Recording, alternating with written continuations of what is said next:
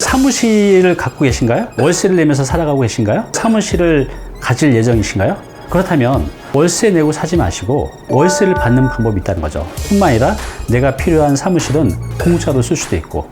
당신의 꿈을 현실로 행복주치 다니쌤. 안녕하세요, 다니쌤입니다. 오늘 제가 말씀드릴 주제는요, 부동산 투자로 일타쌍피 만드는 법입니다. 네, 2017년도에 기억이 나는 분이 있어요. 이분은 이제 40대 후반이었는데 식자재 유통업을 하고 계셨어요. 직원은 이제 3명이었고 본인까지 4명. 그래서 당시에 영등포에서 보증금 3천만 원에 월세가 160만 원 정도 내는 사무실에서 있었습니다. 근데 임대인이 자꾸 이제 월세도 올리시려고 하고 조용히 해라, 손님이 너무 많이 온다, 뭐 등등등등, 일을 해야 되는데 임대인께서 좀 불편하게 하셨나 봐요. 그래서 그것 때문에 스트레스 받아가지고 상담 오셨는데, 이분이 원하셨던 건 딱 두 가지입니다. 돈은 없지만 진짜 이렇게 임차인의 서름이 아니라 내 사무실 하나 갖고 싶어 하는 거. 그래서 평생 내가 월세 내지 않고 살아보는 거. 자, 이걸 어떻게 해결할 수 있을까요? 이분이 당시에 갖고 있던 현금은 한 1억 7천 정도 됐었거든요. 근데 그 돈으로 이 모든 것을 다 해결했습니다. 어떻게 했는지 지금부터 말씀드릴게요. 자, 첫 번째, 이분이 원했던 사무실의 크기는 15평 정도인데 제가 좀 더 큰 걸로 얻으라고 했습니다. 그보다 한 2배 정도 되는. 그래서 영등포에 한 실평수 30평에서 40평 정도 구매해 지식산업센터, 이제 사무실이죠, 지산을 알아보시라고 했습니다. 두 번째는요, 이분이 한 달 뒤에 물건을 찾아오셨어요. 마음에 드시는. 실평수가 32평이었고 그거 매매 가격이 7억 7천만 원이었습니다. 와, 7억 7천만 원.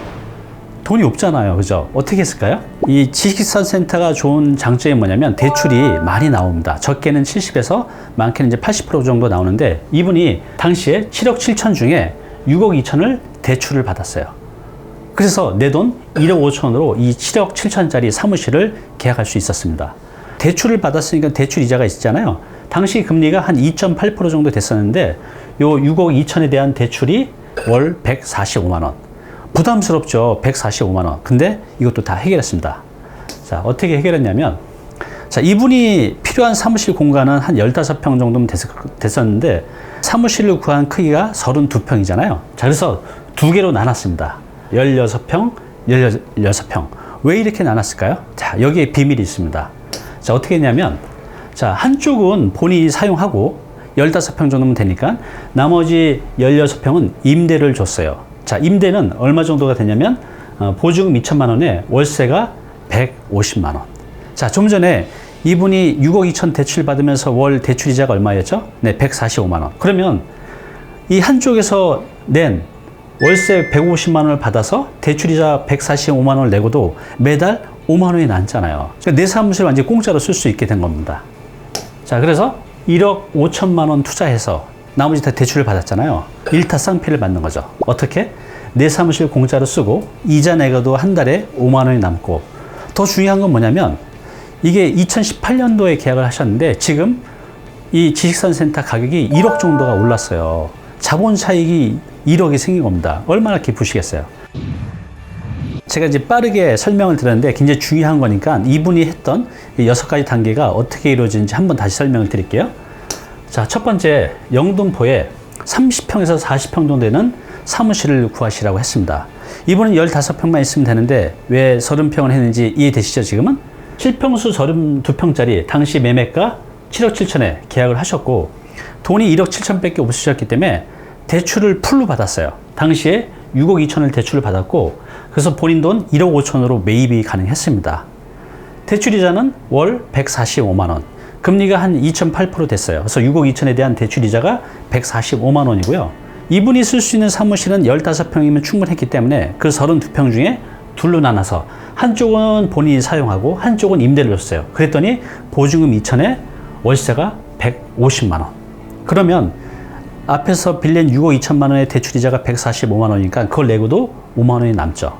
그래서 결과적으로 이분은 1억 5천 가지고 내 사무실을 만들었고, 대출이자 6억 2천에 대한 145만 원에 대한 이자는 한쪽에서 나오는 월세 이자로 내고도 5만 원이 남고, 또 2년의 시간 지금은 가격도 1억 원 정도 올랐습니다.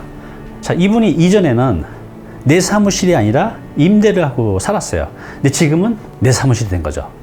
두 번째, 그전에는 항상 불안했었어요. 임대료를 올리면 어떡하나, 또 임대인께서 또 이것저것 요구하시면서 불편한 게 있었는데, 이제는 너무나 이제 마음이 편해진 거예요. 이 마음이 편해지시니까 사업도 더 잘 된다고 하십니다. 자, 그 다음에 이분이 그동안은 월세만 내고 살았지 월세를 받아본 적이 없잖아요. 그래서 이전에는 월세를 냈었는데 지금은 월세 내는 게 없고 오히려 월세를 받게 됐죠. 그리고 가장 중요한, 지금 2년 정도가 지났는데 이 가격이요, 무려 1억 원 정도가 올랐어요. 지금도 이제 조금씩 올라가고 있는 상태인데 앞으로 2년 정도만 더 지나가면 이분이 투자한 돈이 1억 5천이잖아요. 그 정도는 충분히 이제 회수하고도 남을 것 같습니다. 자, 어때요? 여러분도 이런 비슷한 상황에 있다고 하면 이런 방법 써보시기 바랍니다. 오늘 당신께서 해야 할 일이 있습니다. 네, 지금 사무실을 갖고 계신가요? 월세를 내면서 살아가고 계신가요? 또 앞으로 사무실을 가질 예정이신가요? 그렇다면 오늘 사례자처럼 월세 내고 사지 마시고 내가 월세를 받는 방법이 있다는 거죠. 또 뿐만 아니라 내가 필요한 사무실은 공짜로 쓸 수도 있고. 그런데 이때 아주 중요한 게 하나 있습니다. 뭘까요?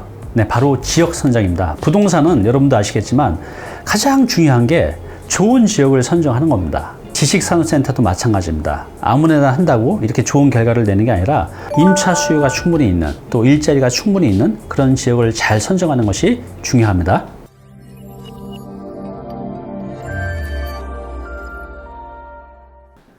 네, 오늘 정보 도움이 좀 되셨나요? 앞으로 이런 정보 계속 받아보실 분은요, 여기 구독 부탁드리고요. 그 다음에 오른쪽은 제가 추천한 영상입니다. 꼭 한번 보시기 바랍니다.